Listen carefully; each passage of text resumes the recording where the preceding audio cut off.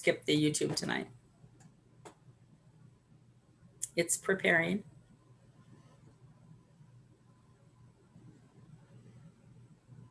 It says to my screen live on YouTube. Skip the YouTube tonight. Can you hear me? I hear you. Okay, cool. We are ready to go. Thank you for joining us for the Innovation World podcast series. We're very excited to be here tonight. And before I introduce our guest tonight, my name is Julie Shively with Innovation World and the Global Innovation Field Trip. And my co-host, Jake Mendelson. Say hello, Jake. Hello, Jake. How are you? Thank you for joining us tonight too, Jake. And just a few announcements before we get started with our wonderful guest. We have some exciting challenges going on right now. Let's see, which one should we start with? We have the National Innovator Challenge, which is a K-12 innovation competition that's held for United States students, all innovators of that age, and you can innovate an idea, an app, or a prototype to be part of this competition. If you're interested in learning more about it, we do close registration at the end of the month. So May 31st is the last day to register for this program. And you can go on to innovationworld.org to learn more about it. See, we have coming up July, there's 2 weeks in July that we are working with inventfuture.global on one of their new challenges, which is called the Food System Challenge. And I think that is aligned with the United Nations Sustainable Development Goal number 2, right, Jake? Yes, absolutely. Okay. And there are 2 different weeks you can select from, and there are 2 different times. So there's a total of 4 identical sessions, except the kids change out, that you could select from. So there's surely something for everybody as far as timing goes. And in that competition, there'll be at least 15 students from 15 different countries represented. And the goal is, and in fact, what we make sure we do is split up the teams so that they're not all from one country. In fact, typically there are students from 4 to 6 different countries on each of the teams that will work together. And kind of, Jake, maybe you can add, what would the kids expect to do during that week? Well, they're going to solve a real world problem. One of the UN Sustainable Development Goals is to have zero hunger, improve nutrition, solve food issues. And the students will actually address that. They will work together as a team to do research on the issue and to come up with a proposal solution, which will be presented to the United Nations. The UN has a SDG ambassador, and she has kindly gotten involved in what we're doing, and she'll be giving us some sort of a speech or a presentation at the conference, and she'll be writing letters to the students, congratulating them. So it's a real world issue, and it's a real world solution by the people who will be running the real world in the not too distant future, the students. And if it's anything like last year's summer challenge or the most recent water challenge, it will be a really exciting challenge to be a part of and to meet students from around the world. I mean, where else do you have that opportunity to work together with other people in other countries? So it's fabulous. Also forgot to mention on the National Innovator Challenge, the top 9 innovators of that challenge will move on to the Global Innovation Challenge, which takes place September 25th and October 2nd of this year, and another wonderful opportunity to collaborate with people around the world. So lots of exciting things going on right now. Anything I missed? Gift. Oh, the Global Innovation Field Trip. Yeah. So once a quarter, we do a 24-hour online virtual celebration of young innovators and programs to inspire and support innovation. So if you are a student, I say anywhere from kindergarten to college, and you have something you've innovated and you'd like to share it with the rest of the world, the Global Innovation Field Trip is the place to do it. So go to globalinnovationfieldtrip.org. You can sign up to be a presenter and do a 10-minute spot or a 20-minute spot to share your innovation and be celebrated by people around the whole world. Very exciting. What does it cost to participate? Nothing. It costs $0 to participate. Our whole goal is to just promote innovation for young people. And speaking of innovation for young people, I think we might have a young innovator with us this evening that would like to share with us. So what I'd like you to do, sir, is to introduce yourself, maybe tell where you're from, what grade you're in, and go right ahead and talk to us about your innovation. And then we might have some follow-up questions when you're finished. And the floor is yours. Hi, my name is Matias Aviñó. I'm from Miami, Florida, and I'm in 8th grade. And my invention is an app called Why Teach.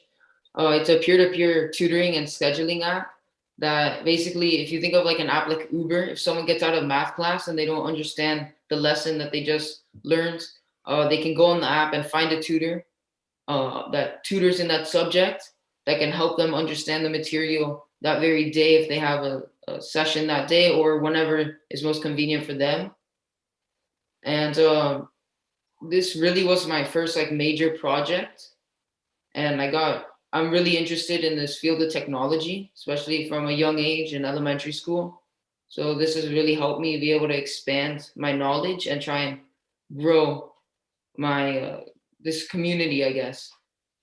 And I came up with the idea because I saw how a lot of kids, like they had questions and maybe they knew who to ask. Like they knew, oh, I could go up to the teacher. But a lot of us don't feel comfortable necessarily going up and talking to them. We feel more comfortable with someone who's our age or maybe a year older, a year younger, whatever it may be. But we feel more comfortable with students who are more or less our age. So I wanted a place where people can feel comfortable asking for help and where people who have hidden talents or special talents can share their talents and even get community service hours for them helping others with that. And we've been able to grow this network up to about 32 schools right now. We have this program in, and a major component is that students don't pay anything. It's almost like a subscription based service. So kind of like if you think of Netflix, that you subscribe to the service, but instead it's with schools subscribing for their students. So that basically no matter if your parents can pay for you having these tutoring lessons or not, every student's able to receive the tutoring that they need. So that was something very important for us. And then this the last year, academic school year alone, we were able to grow the platform in my school up to more than 415%. We saw an increase in user growth, and we've been able to really just keep growing from there. And we're really working to see what the future holds for us. Wow. Very impressive. So I have a couple of questions. How did you build this app? What did you use to build it? And how did you learn how to use that software or whatever you use to build it? So I didn't develop the app. My close friend, his dad has a development firm in Miami, and he helped code the app. But what I did was I made the business plan, I made the wireframes. I've gone to all the meetings for any issues like legal issues or trying to get into other schools, tried to participate in the meetings. And so I haven't had a involvement, like I didn't have an involvement necessarily with the development, like hands-on, but I did go to the meetings and work with the development team. Very nice. And who taught you how to write a business plan? So actually my mom at the time was also, she was thinking of an idea for an invention or an app that she wanted. And I told her that, oh, I wanna start looking at what it would take to make this business I have an idea for. And she's like, oh, you can look at my business plan. So like that night I pretty much like copied the format of her business plan and just like wrote it out with, instead of X, Y, and Z, I'd write whatever I had as an answer for that question almost. Great. And I'm sure you already said this, but what grade are you in? I'm in 8th grade. Well, I was not doing these things in 8th grade. I can tell you that. I have a question. So you have students mentoring other students, essentially. Yeah. How do you know that the student mentors are giving the right answers? So the students that that are signed up as tutors, they have to go through a process.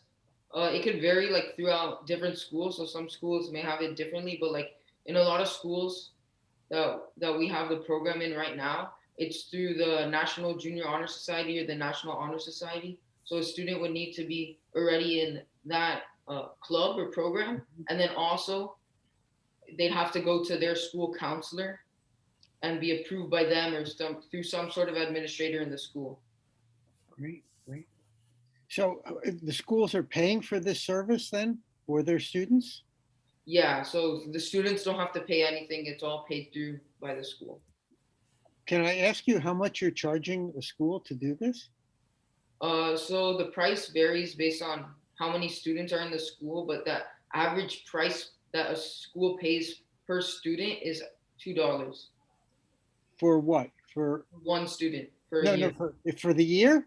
Yeah, for every student for a year, the average is about $2 you pay for that student. Okay, so could students who are not involved in a school pay this $2 for the year on their own?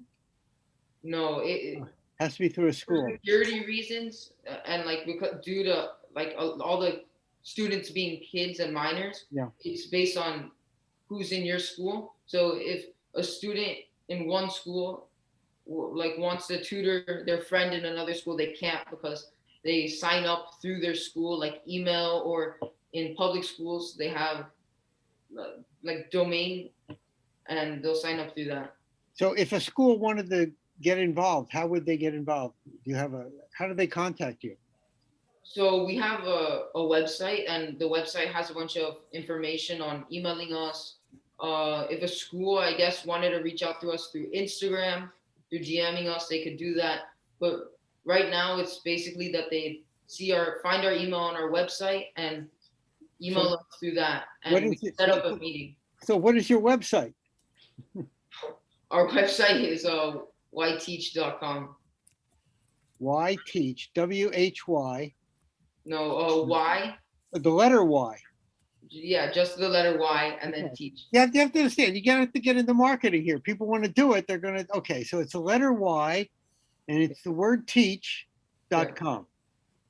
Okay, great. Great. I'll add that to our YouTube video once we're finished too. Thank you. Very impressive. So where do you want to go from here with it?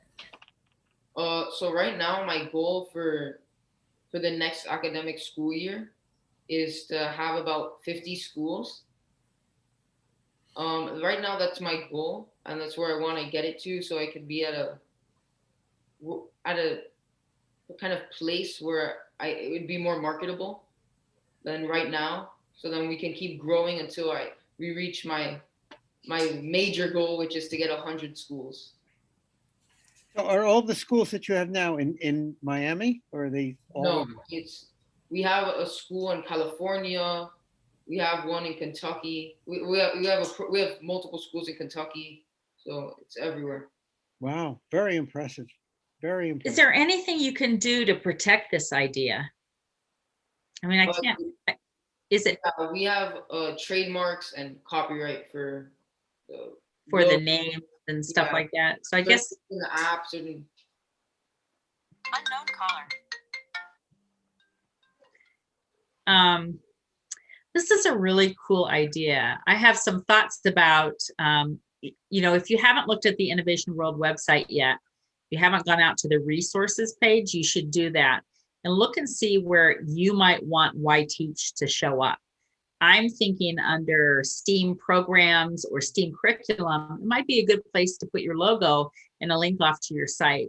That's not a service we charge for. Again, we're just promoting innovation, especially youth innovation. I mean, that's our whole ballgame. That's what we want to do. So if you take a look at that at some point and you want to be on there, you just reach out to me again and we'll put you on there so that you get a little bit more exposure. yeah, I think. How do you scale this? How to scale? Right now, due to COVID and everything, how we scale it is really reaching out to schools. So like looking at certain areas that maybe we want to reach out to schools in that area, or we can just be sending out emails. But right now we've been emailing schools and setting up meetings to that. Very good. You heard us talk about the Global Innovation Field Trip, right? In the beginning? Yeah. You should sign up and give a presentation. I'm totally saying it costs nothing. And it's once again, it's a great way of promoting your program. I think it's excellent. So go to globalinnovationfieldtrip.org and sign up. And you don't have to do it this instant, but I'm And sign you up. can look on there. If you look under the presenters page, you can look at the videos from all the past presenters. And I think we've had about 500 presenters over the last year to get an idea of what some of them talk about. And you're going to be different. This is the only thing that we've seen is just like this. So that's one of the reasons Jake's bringing it up, because it's very unique. And we have a lot of educators that watch the show from a lot of different countries. We have 40 countries now that are involved in that program. So it'd be a good, quick way. That's kind of why I asked you about scale, because I'm thinking, what if too many schools came too fast at you? I mean, how do you scale this so that you can manage that? And maybe it's easy because maybe, you've built it out so that it's very simple and you're really not doing a lot of back end stuff. I don't know, but Yeah, it'd be pretty simple if we had, it wouldn't be simple, but it wouldn't be like, oh, we wouldn't be able to do it if a bunch of schools came at us, because we already have the code written and all of the resources that we need are already there. I have another question. You're on this podcast. How did you get on the podcast? What happened? What did you do? So I sent an application to the National Museum of Education, and then I was recommended, I guess. And so that's all that happened? They just recommended you? Nothing else happened? Did you get anything? Oh yeah, I did. I did win the prize. Yeah. Oh, so you won something. Yeah, I won $100. Oh, an insignificant point. So what was the name of that organization again? The National Museum of Education. Yes, so they're having an ongoing event where students with creative, clever ideas can submit the ideas and possibly win $100. Congratulations. is that student ideas for a better America? I think. They may have changed it for a better world. I think. Oh yeah, that's right. They are changing it. It's going to be worldwide. You're right. Yeah. So I think this is super. I can't wait to share this with some of the folks that we work with. We have the Innovation World has an alliance of programs out there that work with young innovators, and I just can't wait to show it to them. I think this is a really cool opportunity for them to learn more and for them to help promote what you're doing as well. So I guess the only other question I have for you is, if you were talking to a young innovator right now who has an idea for an app but just doesn't know if they should go for it, what might you tell them? I tell them just go for it. If you have an opportunity, I mean, you may not ever have that opportunity again in your life, and even if it doesn't work out, maybe you can get into contact with someone who then in the future will help you start something else, or at least it will help you build a foundation for what you're going to need to know in the future.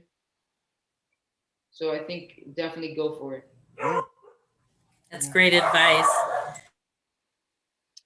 Have you contacted the education organizations for teachers?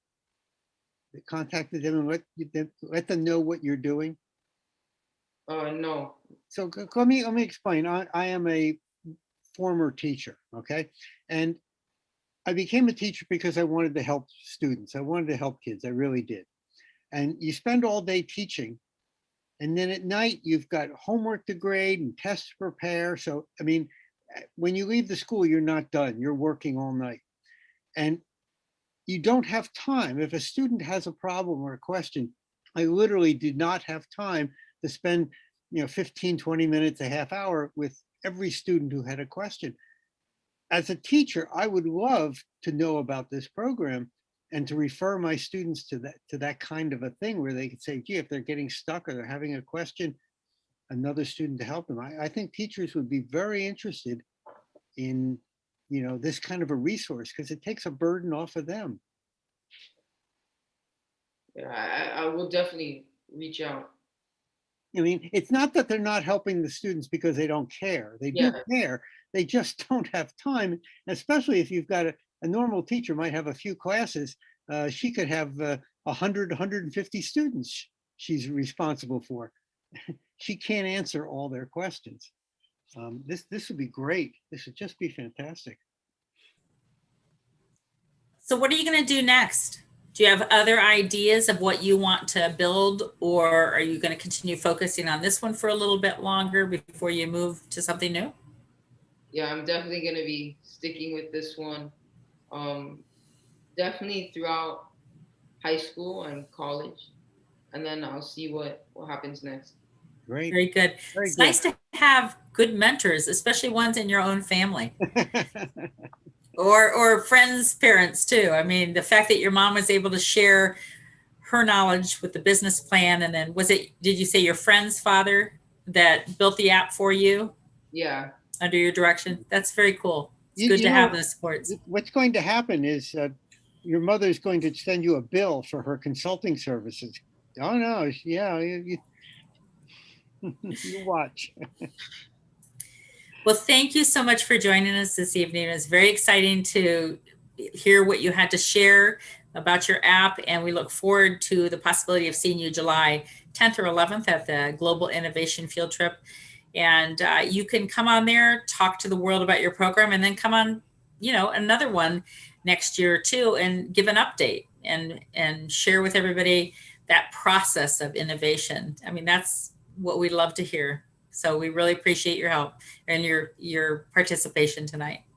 well, thank you guys for this opportunity to speak with you guys. You're very welcome.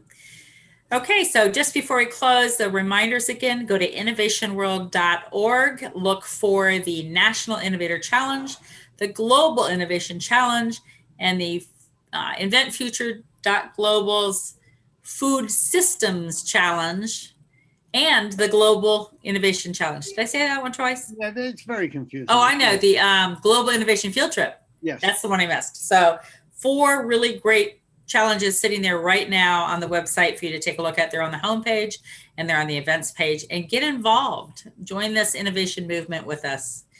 And with that, we'll see you next time.